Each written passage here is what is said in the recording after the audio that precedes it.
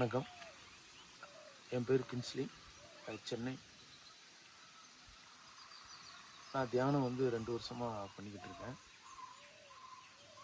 தியானம் பண்ணுறதுக்கு முன்னால் எனக்கு நிறைய கொஸ்டின்ஸ் இருந்துச்சு. என்னையை நான் மாற்றிக்க முடியுமா?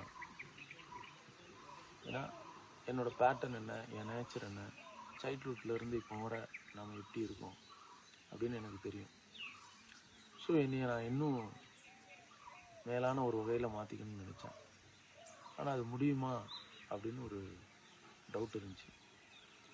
எப்போ மெடிடேஷன் பண்ண ஆரம்பித்தனோ அதிலிருந்து என்னை நான்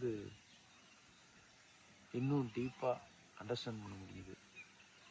என்னோடய பலம் என்ன, என்னோடய ஃப்ளா என்ன அப்படிங்கிறது ரொம்ப நுட்பமாக ஆழமாக தெரிஞ்சுக்க முடிஞ்சுது. அதுக்கப்புறம் கொஞ்சம் கொஞ்சமாக தியான பயிற்சிகள் பண்ண ஆரம்பிக்கும்போது என்னையை நான் ரொம்ப ஈஸியாக, எளிமையாக, எனக்கே தெரியாத மாதிரி என்ன நான் மாற்றிக்க முடிஞ்சுது. என்ன டீப்பராக நான் அண்டர்ஸ்டாண்ட் பண்ண எனக்கு அது க்ரியேட்டிவாகவும்